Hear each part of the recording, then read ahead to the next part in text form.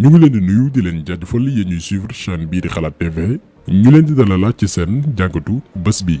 tey nag dañuy wax ci benn sujet boo xamante ni li ko sabab mooy démission wu PCA bu hôpital Dalal Jàmm bu Guédiawaye di professeur Papa Touré moom lundi 10 août bi ñu weesu la jébbal lettre de démission am kii di Macky Sall. mais ñun duñu attardé wu ci forme démission bi parce que ñu bari ñi ngi naan jarul woon sax muy démissionner parce que quelques jours moo des mandat am jeex mais duñu attardé wu ci forme bi parce que jàpp nañ ni ay détails la li ñu intéressé mooy fond wu lettre de démission bi nga xamante ni jibbal na ko maanaam lan moo sabab démission am ak yan poñ la jibal ci biir lettre bi te mu mérité ay questions yu mag a mag loolu la ñu fas yéene waxtaanee tey pour camper débat bi ngeen xam lan la ñu nar a waxtaanee muy lu am solo. mooy professeur Papa Touré dafa ni li sabab démission mooy hôpital Dalal Jàmm dafa manqué yu bëree bëri cay jumtukaay muy ay laboratoire yu doy imagerie médicale maanaam rajo yu nu mel service de réanimation ay bloc opératoire service d'urgence ak yeneen maanaam hôpital Dalal Jàmm fi mu ne nii mook centre de santé ñoo yam bu ko sax centre de santé tanewul te loolu professeur Papa Touré ci lettre de démission bi nee na 2 milliards et demi kese mënul na régler jafe-jafe yi nga xamante ni hôpital bi mi ngi koy jànkuwanteel léegi professeur bi maanaam Papa Touré li ko jaaxal mooy au lieu que état bu Sénégal régler problème yooyu nga xamante ni mënul ñàkk ceeb hôpital bu mag ñu bàyyi ko fa ne ko fa ñukk jël 1 milliard 500 millions pour tabax biir hôpital Dalal Jàmm ñaari bâtiment yoo xamante ni benn bi centre de procréation médicalement assistée lay doon. lan mooy procréation médicalement assistée daañ ci ñëw ak jamono fi mu ci toll mais di leeral que ni ci benn wet am nañu ko nangu débat la ci wàllum diine daañ ci ñëw surtout diggante ñaari way dencante maanaam ñoo xam ne dañu sëy ci lu lew am jafe-jafe am doom dem sàkku technique médicale boobu noonu muy procréation médicalement assistée ngir mën a am doom ci wàllum diine débat la am nañu ko nangu am na ñoo xamante nii dàq nañ ko. mais bu ñu demee ci yeneen réew yi débat bi nekkatul sax ci ñaar ñuy sëy war nañ ko mën a def waawam déet mais ñoom ñi ngi ci yeneen niveau bu ñu jëlee tey suñu chef muy France parce que waxoon nañ ci benn vidéo que ni ñun suñu réew yi surtout Sénégal Mali Côte d'Ivoire ay marionnette nañu am yoo xamante ni ñoom ay gouverneuru France lañ ci ndogalu France lañuy dox bépp politique bu ñu nas biir France bu mënul nekk suñu réew yi ci période bi nga xamante ni moom lañ koy nas ñu ngi waaj di ko jëmal fekk jëmmi jamono léegi France boobu noonu fan la ñu toll ci procréation médicalement assistée maanaam genre centre bi Macky Sall bëgg a tabax biir hôpital Dalal Jàmm France fi mu ci toll mooy dootul yemati rek ci góor ak jigéen yi sëy te mënuñ am doom déedéet mais même jigéen bi nga xam ni moom célibataire la buggul am jëkkër buggul góor di dund moom kese wala couple lesbienne maanaam jigéen ak jigéen yi sëy seen biir wala mère porteuse ñooñu dinañ léegi am accès ci service procréation médicalement assistée boobu noonu. maanaam bu leen neexee jël spermatozoïde mën yu am doom dinañ ñëw ci explication yi ak nu muy demee parce que baax nañu leeral ko d'accord nañ ni Sénégal yeggagul foofu noonu mais juste pour expliquer leen ni gars yi lépp lu ñuy nas du ko tëgg dañ koy àppal ay années yàqamti wuñu seeni mbir benn yoon. France bi ñu leen limal sànq en 2004 la ñu voté loi buy encadrer technique médicale boobu noonu mais ñaari doomi aadama yiy sëy te mënuñoo am doom kese lañ ko jagleeloon mais en 2020 maanaam 16 ans après. lu ñu voté loi yaatal ko pour permettre bépp jigéen ak jigéen buy sëy sa biir wala nga doon jigéen boo xamante ni amoo jëkkër mi bëgg nga am doom nga mën a jaar utiliser technique médicale boobu noonu ngir am doom ci ay laboratoire doom joo xamante ni du am bàyyi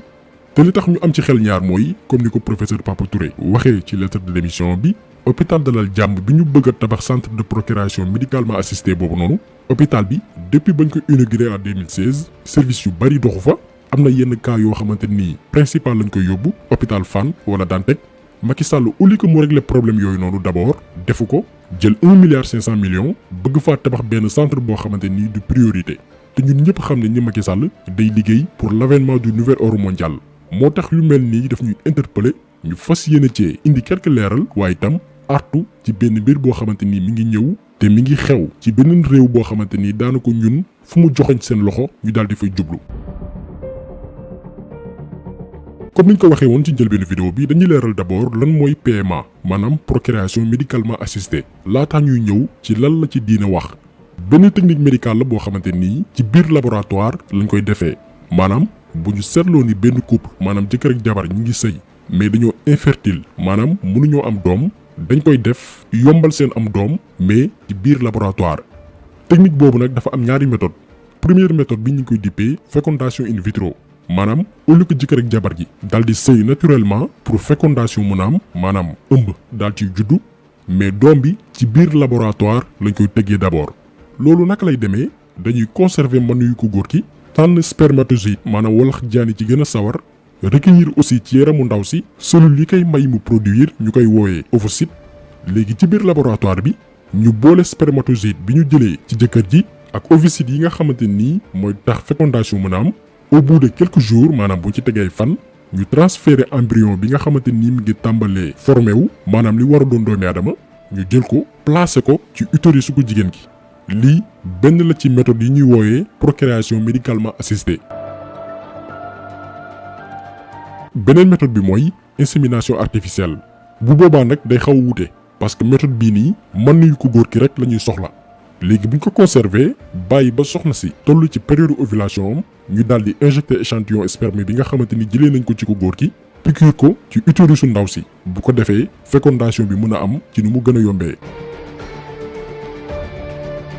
donc loolu mooy ñaari technique yi nga xamante nii mën nañ ko fekk ci li ñuy wooyee procréation médicalement assistée te li ko tax a jóg mooy yombal ñaar ñi nga xam ne ñi ngi ci buumu sëy te am jafe-jafe am doom. léegi technique médicale boobu noonu la ñu bëgg a wutal benn centre spécial biir hôpital Dalal Jàmm mais bu amee itam maanaam centre bi bis bu ñu ko créé du nekk la première fois ñu koy def Sénégal parce que depuis 2008 ay privé ñu ngi koy développé ci biir réew bi boobaak léegi lu toll ci 150 000 xale maanaam téeméer ak juróom fukk ak junni doomi aadama juddu nañ à travers technique boobu noonu. léegi lan la diina wax ci technique bi nga xam ne mooy procréation médicalement assistée bi ñu bëgg a samp ci hôpital Dalal Jàmm. en tout cas ci diine l'islam am nañu ko approuvé am ñoo xamante ni ànduñ ci mais bu ñu jëlee ci ñi nga xam ne ñoo tënku ci njàngale imam Malik ñu bari ci ñoom ànd nañ ci technique bi lenn rek la ñu exiger mooy buñ koy def mën yu gi ñuy jëfandikoo ci biir laboratoire bi na doon mën yu jëkkër ji maanaam bu mu jógee feneen. bu dee ni itam dafa laaj ñu transférer li ñuy woowe ovocyte ci technique bii di in vitro maanaam li jógee ci ndaw si na doon aussi bu jabar ji.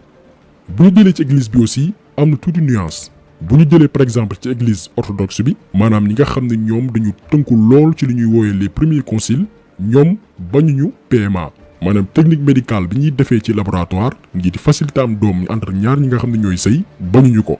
mais église catholique bi en tout cas li ci ëpp dafay dàq bépp intervention technique diggante ñaari way dencante moo xam mu nekk in vitro wala insémination artificielle église catholique lu ci ëpp dañu dàq technique médicale boobu noonu. kon ngeen gis ne ñaari diine yëpp ci benn côté am nañu ko nangu ci beneen wet am na ñoo xamante nii ànduñ ci.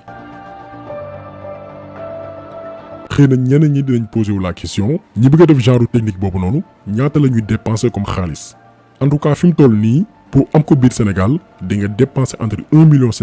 jàpp 1,8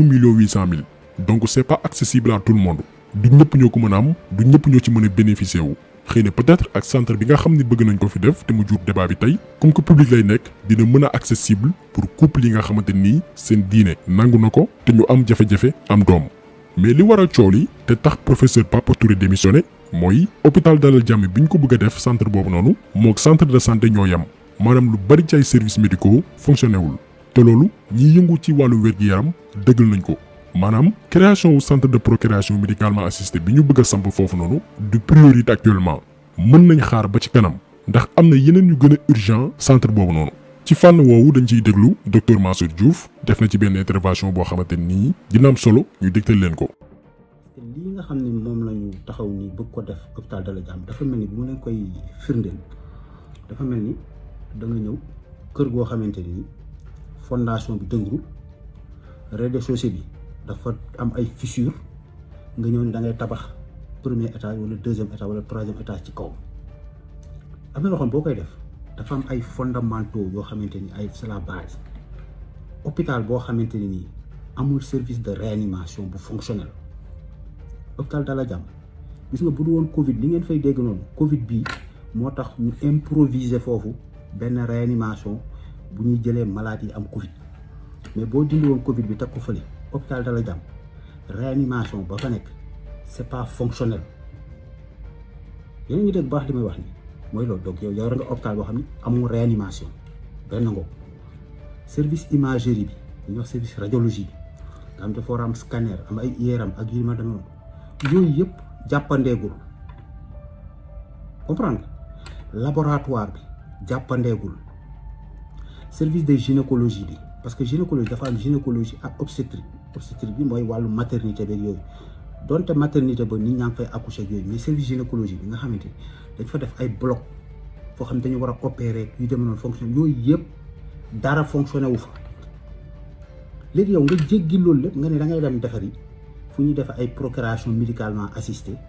ak fu ñuy defee centre greffe de moelle mais loolu naka la ko nit mën a xalaate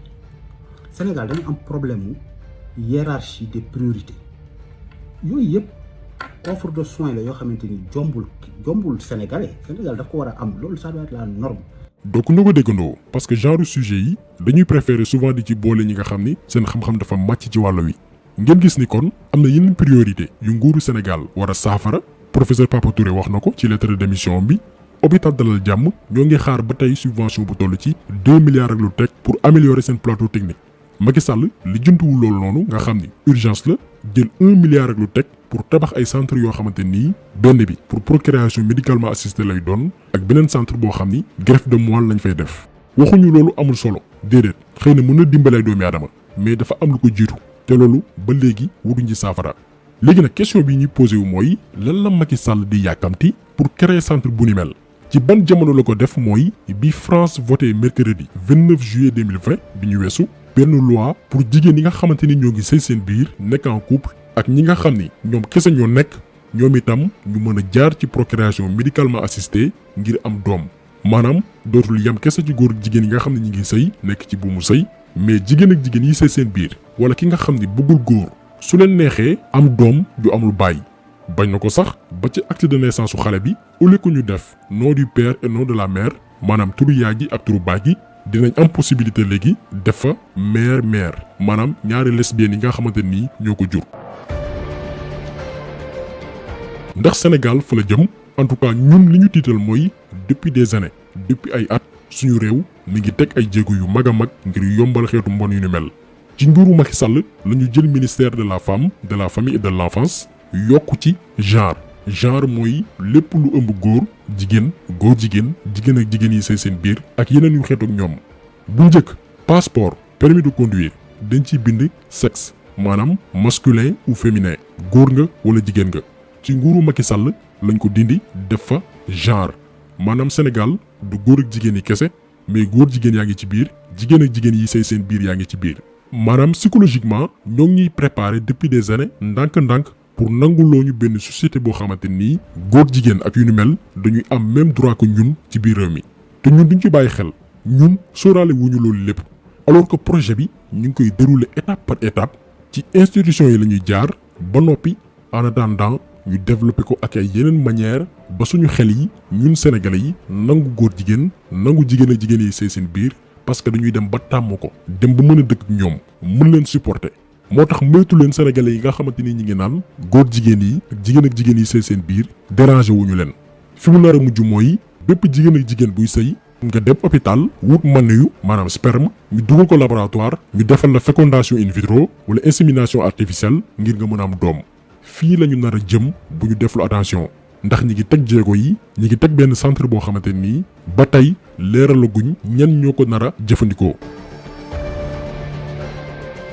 léegi nag création centre de procréation médicalement assistée bi ñu liñ ciy xaar mooy mu am benn législation bu leer naññ parce que dëgg la am na loi bi autorisé bépp couple accéder ci technique médicale bii nii mais texte bi leerul